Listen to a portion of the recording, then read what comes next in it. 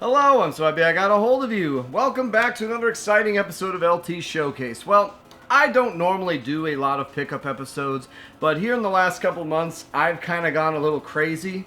All of 2019, I didn't pick up much of anything, but this year so far, I don't know if it's just because I've been going crazy or what, but I've picked up a lot of things, especially for the Game Boy.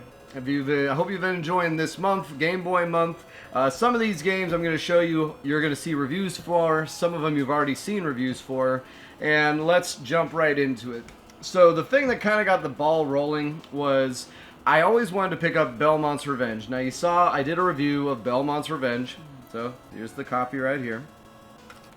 And this game, like I was saying, goes for about $40 or so. Well, I just happened to be looking late one night, and on eBay there was a lot that had Belmont's Revenge, and it also had Mega Man Dr. Wily's Revenge. It's another solid game on the Game Boy. I don't have any Mega Man Game Boy games. But in addition to that, it had some other ones that, well, they're not great titles. You got Tecmo Bowl on the Game Boy and Blades of Steel on the Game Boy. Now I have both the NES counterparts, so I'm kind of getting into this whole, not variants, but different versions. Because who knows, I might do a video on Tecmo Bowl or Blades of Steel, and then I can compare the Game Boy versions. In addition to that, there was a Game Boy Color game, right? Game Boy Color, and this one I told was for Jen, because she loves Disney. It's Disney's Tarzan. I'm sure the lighting's not great, but, you know, trust me, it's Disney's Tarzan. And then 3 Game Boy Advance games, which are probably all terrible. We have WWF or WWE Survivor Series, which I don't know what that's like. That's actually the one I'm kind of interested in checking out. And then there's the Fantastic Four by Activision. I'm sure this came out when the first movie came out. And then lastly, you have Spy Kids Challenges or Challengers. Challenger. Yeah. Really looking forward to diving into those. But for $50 shipped, getting all these games, one of which costs on average $40, was a good deal. And that kind of opened up the floodgates. So after that, I'm like, well, what other I should do a Game Boy month. Well, what other games can I do for Game Boy month? Oh, well, I got Mole Mania and I got this. Well, what else I gotta do? Well, one of the games I've been meaning to get for a long time. You all know I love Contra on the NES. Well, when I saw James and Mike play it a few years ago, Operation C looked pretty legit. So, picked up Operation C. Another thing is I love me some Spy vs. Spy on the NES. It's one of my most nostalgic games. I don't know if it was on my nostalgic games list, and it just missed making my top 50 list. And that was Spy vs. Spy. Well, there's one on the Genesis I never even knew about. Spy vs. Spy Operation Booby Trap. So, Operation C, Operation Booby Trap, bunch of operations up in here. And then after that, continuing on my roll, I was looking up hidden gems on the Game Boy, and one of the things I saw, I think it was Radical Reggie or some list, saying that Bubble Bobble was good. Bubble Bobble 1 and 2. Well, found 2 of them together. Cheap, Bubble Bobble 1, Bubble Bobble 2. So I'm looking forward to checking these out. These sadly aren't on the Game Boy month list, but you know, maybe I'll check them out. A lot cheaper than Bubble Bobble 2 on the NES, that's for damn sure. Now another series that I love is I love GoldenEye, and I'm a big James Bond fan, at least the Pierce Brosnan era. And another one of those lists said that you should check out James Bond 007 on the Game Boy. Go figure. This was a $5 game, not very expensive at all. So picked that up, had to get that. Might see a review of that coming up. And then, as like I said, I don't know if I mentioned before, Jen and I are moving. We're looking for a house, which we are actually pending on right now. Fingers crossed it goes through. Who knows with what everything's going on right now. So her and her parents are cleaning out her stuff in her old house because she's getting rid of stuff, and her parents are planning on moving too. And one of the games they came across, they came across a game. For years I've been asking them, what games do you have? What games do you have? And they could never find them. Well, they found they found a Game Boy game. How appropriate. Casper on the Game Boy. Hey, $5 game, but still pristine, and something she loved. So who knows, maybe we'll do a new game or something, have her play it. Now, that's almost it for the Game Boy, but we got a couple more Game Boy Color titles. Now, one of these is probably one of the more expensive Game Boy Black Cart Game Boy Color games out there. And they usually go for about $80 to $100. I wasn't going to pay that, but the game sounded so interesting. It's essentially a survival type game that was made in 1999 for the Game Boy. It has a day-night system. It just sounded crazy. So I went against my normal kind of fastidious collector intentions, and I picked up Survival Kids. But this has some labels, some writing on the labels. See? So I don't know if you can see that in there. You know what? Honestly, I don't care. It's a Game Boy game. I'm a lot less fastidious with my Game Boy games because there's not really an easy way to display them anyways. So it's kind of one of those things where, you know what, I just want the game. I just want to play it. Yeah, I know I could emulate it, but I don't know. I'm happy with that.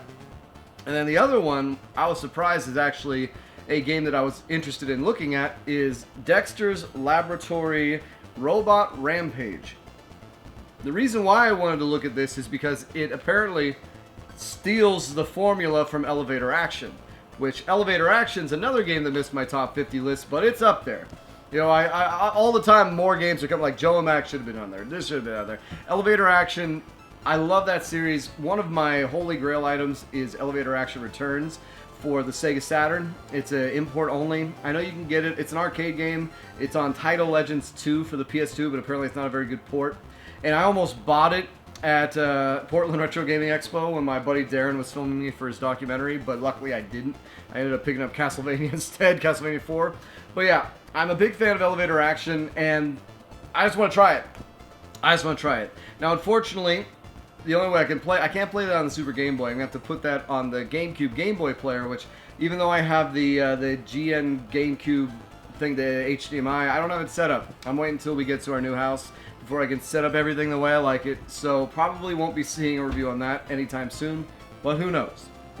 Now, one of the funny things is I had my buddy Magus Trigger recommended a game on the last video I did, my Donkey Kong one, called Fortified Zone.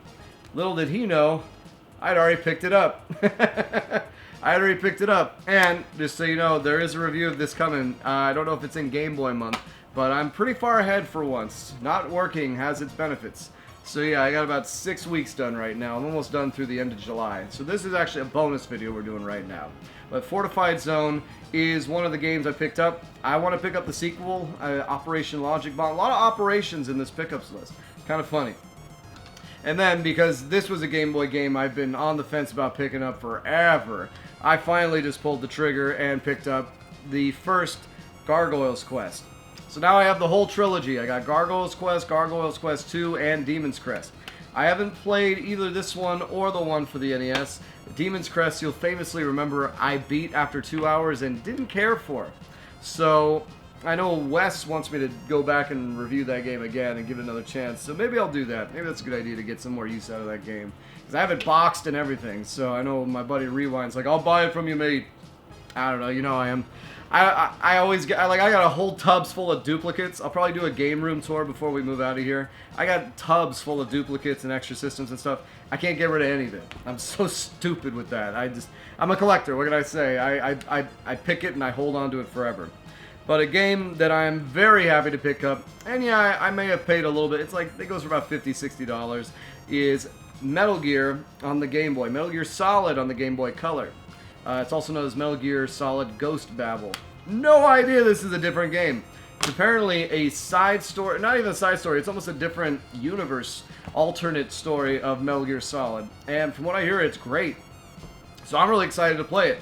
This one right here, I might actually break protocol and use the GameCube to play it. Like I mentioned, I don't like using the GameCube to play Game Boy games. I prefer the Super Nintendo controller, and yeah, I know there's ways around it. You can plug in something else, but I try to, even though I use all these analogs and AVSs and whatnot, I try to stick to the original hardware as best I can when I can. So yeah, that one I might have to wait until I get an analog pocket or something like that. Once again, yeah, original hardware. Phony! Alright, so that's it for all the Game Boy stuff, but we're not done. I was one of the lucky people, speaking of analog, to get the adapters for the Mega SG. I got the 3-pack, which, as you can see here, I got this a few months ago. I still haven't opened. Why didn't I open it? Well, before it even showed up, Analog said, oh, the Game Gear adapter, which, mind you, is probably the only one anyone who got the damn thing wanted, because who the hell has the other games. That one is defective and can break. So they had to send a new one. So I haven't used it until I got the most recent Game Gear adapter right now. So haven't used it yet. I was considering making this a portables month instead of a Game Boy month. Originally I was going to do Mother 3 and a Game Gear X-Men game and stuff, but then I guess got on the Game Boy train, so I kind of pushed it back. But yeah, I can play Game Gear games now, which I'm pretty excited about. Another game I picked up is my first import Super Nintendo game. So I've been looking for a repo company to do a reproduction cart of this for years. It's a game that was, I think it's mainly a PC game. There's a European version of it on the Genesis, on the Super Nintendo. There's an American version on the Game Boy, of all things. And that game is Cannon Fodder. Cannon Fodder is a very interesting game. It's almost a real-time strategy game, but not really, because I think you don't have as much control over the, like, you build a squad and then you send them out. Almost think like the if you played Command and Conquer, the Elite Commando. I think it's like you have 4. Now I haven't played it yet, so I could be way off. But you send a bunch of them and they go out and do tasks, and it just looks fun. It looks like a lot of fun. And I realized, I'm like, you know what? I have an analog Super NT. It plays PAL cards. Screw it. I'll pick it up. And I think it was like 20 bucks. It wasn't too bad. So I regret not picking up that Fireman back in Colorado, but I got myself my first PAL card. And lastly, we got a few NES games, because I always gotta have me some NES. So the first one I actually got up before this whole pandemic thing happened. I wanted this was after we played Back to the Future, me and Jen. I'm like, you know what? We should get another NES game that everyone hates, see what she thinks of it, and then I can go through and I can do a Hate of Gems and get some more videos out of it. And it's a game I've been wanting to get. I'm a huge fan of the story. There's a musical based onto it that's one of my favorite musicals, and that is, oh, my cat moving my very poorly controlled camera, and that is Dr. Jekyll and Mr. Hyde. So yeah, I finally I'm sorry I didn't pay 99 cents. I know you're not supposed to pay anything for this, and you're supposed to not even look at it, but unfortunately I picked it up. And we've had a lot going on, but hopefully once we get moved into the new house, or even before we do, we can sit Jen down and get a new gamer and see what she thinks. I don't know what the challenge is going to be yet, but maybe it'll just be try and figure out how to kill some. I don't know. We'll figure it out. And then the next two I got as a combined lot. I combined the shipping. They were two separate things and I picked up. And one of them, I've been watching a lot of Game Chasers. I've been rewatching the series, and I saw Norm pick up a game, I don't know, 4 years ago or so, called Darkman. And it just looked interesting. I don't know. I feel like I'd heard stuff about this game before. Wasn't too expensive. I think it was like 20 bucks. And I'm like, you know what? I'll pick it up. Why not? Give me some options for some stuff to review. Even though I have tons of games I haven't even played yet. But that's how it is. You gotta get more games. Gotta get more games. Games. Yeah. And the other one, I'm in this Bay Area retro gamer group, and one of our guys, he is deadly close to a complete NES collection. He only needs 2 games right now. One of which is Hatris. I mean, 2 games besides Stadium Events, which honestly I don't even really consider Stadium Events for a complete set. It's just a variant of World Class Track Meet, and yes, that's the variant of Stadium Events, but come on. 10 grand for a game. I'm the idiot who spent $700 on Little Samson. I'm not spending that much. But the other game was Cliffhanger. So, why did I pick up Cliffhanger? Well, I know that the Super Nintendo one's not that good, and honestly, the NES one's probably not that good either, but I love Sylvester Stallone, and I realized when I was looking at that, like, man, I got a bunch of Stallone games. I got Rambo on the Master System, I got Rambo on the NES, I got Rambo 3 on the Master System, Rambo on the NES, I got Demolition Man on the Super Nintendo, and now I got Cliffhanger on the NES, so hey, if I need another theme month, good to have. And I picked it up. The funny thing is that guy that was in my group, because I got it off eBay. It was the cheap one off eBay because the label is a little lifted here. I don't know if you can see it. And he's like, "Did you get that one?" I'm like, "Yeah, I did. I combined shipping because it was the same seller." And he's like, "Yeah, I know. The condition was a little rough." I don't know. I kind of had a it's gotten to the point where, I mean, prices have been spiking crazily now, and it's like, if I can get a good deal, you can always get a label upgrade, but I don't like emulating, so I just want to have it. So yeah, those are my recent pickups for 2020. All this together wasn't that expensive, honestly. A few $100s. Not that bad.